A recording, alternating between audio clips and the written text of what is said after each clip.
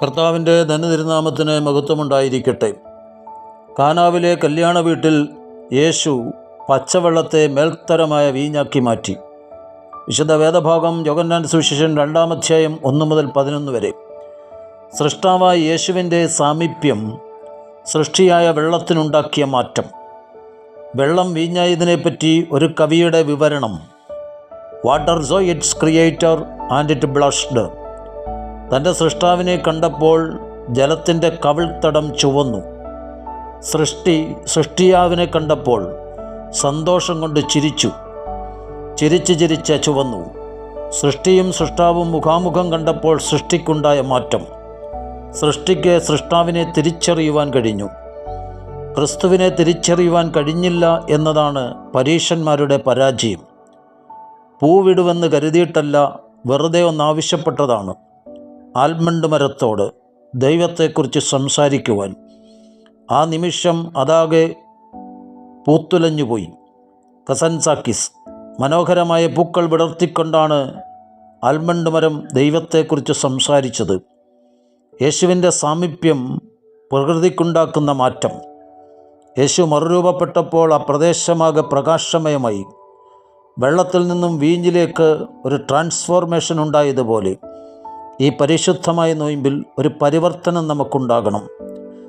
ആദ്യ അത്ഭുതം യേശുവിൻ്റെ മഹത്വം വെളിപ്പെടുത്തി. Saint John's gospel is the gospel of glory. യേശുവിൻ്റെ മാമോദീസായിലും മറുരൂപത്തിലും യേശുവിൻ്റെ മഹത്വം വെളിപ്പെട്ടു.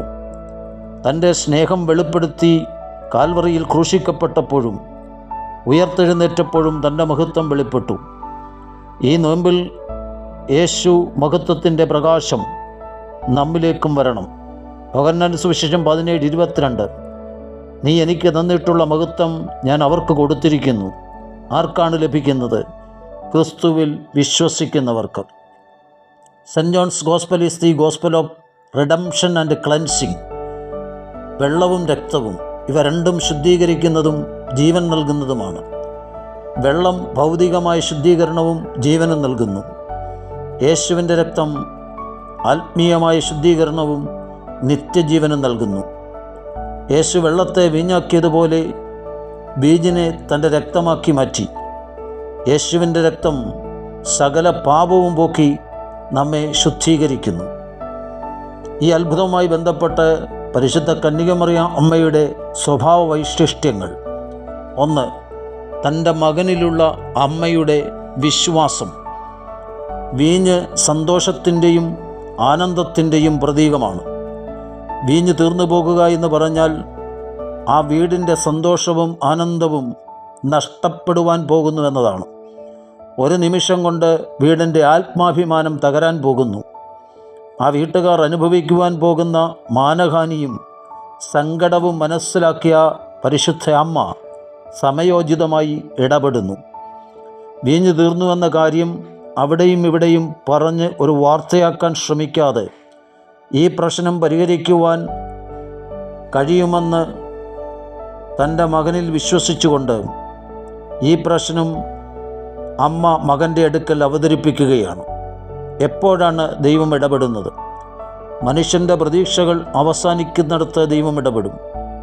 ഇരുളിൻ്റെ താഴ്വരയിൽ കൂടി നടക്കുന്ന അനുഭവത്തിൽ ദൈവത്തിൻ്റെ ഇടപെടലുകൾ ഉണ്ടാകും. മനുഷ്യൻ്റെ സങ്കടങ്ങളിൽ കൂടെ നിൽക്കുന്ന ദൈവം. Our Lord meets us at our darkest moments. വിശ്വാസത്തോട് ദൈവത്തെ സമീപിച്ചാൽ ദൈവത്തിൻ്റെ മഹത്വം വെളിപ്പെടും. അമ്മ മകനിൽ വിശ്വസിച്ചു. യേശു വെള്ളത്തെ വീഞ്ഞാക്കി. യേശുവിൻ്റെ ശിഷ്യന്മാർ യേശുവിൽ വിശ്വസിച്ചു. അമ്മയുടെ ധൈര്യം. യേശുവിൻ്റെ സമയമായിട്ടില്ലെങ്കിലും മകനെ സമയമായി എന്ന് പറഞ്ഞ് അമ്മ യേശുവിനെ ദൗത്യത്തിലേക്ക് ഇറക്കുന്നു. മക്കളുടെ വഴി ശരിയാണെന്നറിഞ്ഞാൽ അതിലെ പോകുവാൻ മക്കളെ അനുവദിക്കണമെന്നെങ്കിൽ അസാമാന്യമായ ധൈര്യം വേണം. ആ ധൈര്യമുള്ളതുകൊണ്ടാണ് തൻ്റെ ഹൃദയത്തിലൂടെ ഒരു വാൾ കടന്നു പോകും എന്നറിഞ്ഞുകൊണ്ട് തന്നെ അമ്മ യേശുവിനെ ദൗത്യത്തിലേക്ക് പറഞ്ഞുവിടുന്നത്.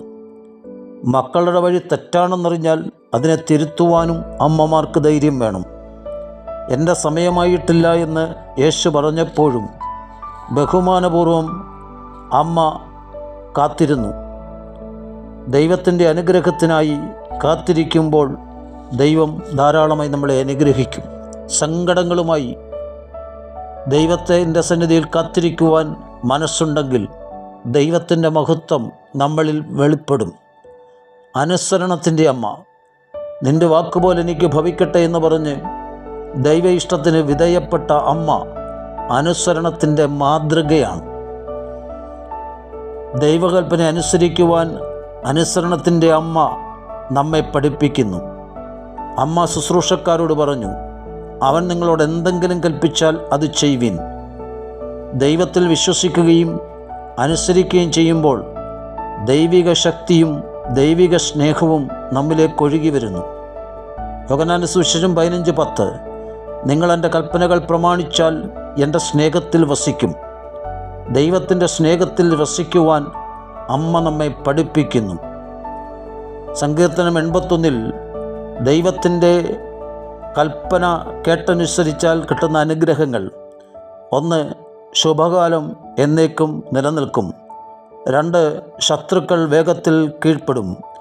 3, പാറയിൽ നിന്നുള്ള തെൻ കൊണ്ട് തൃപ്തിപ്പെടുത്തും. അതായത് കയ്പ് നിറഞ്ഞ അനുഭവങ്ങളെ മാധുര്യമുള്ളതാക്കി ദൈവം നമുക്ക് മാറ്റിത്തരും. യേശുവിൻ്റെ കൽപ്പന ബാല്യക്കാർ അനുസരിച്ചപ്പോൾ പച്ചവെള്ളം രുചികരമായ വീഞ്ഞായി മാറി. ദൈവത്തിൻ്റെ കൽപ്പനകളെ അനുസരിക്കുമ്പോൾ ദൈവം നമ്മളെ അനുഗ്രഹിക്കും. ഈ പരിശുദ്ധമായ നോയമ്പിൽ ദൈവത്തിൻ്റെ കൽപ്പനകളെ അനുസരിക്കുവാൻ, ദൈവത്തിൻ്റെ അത്ഭുതങ്ങളെ സ്വീകരിക്കുവാനും നമുക്ക് കഴിയട്ടെ.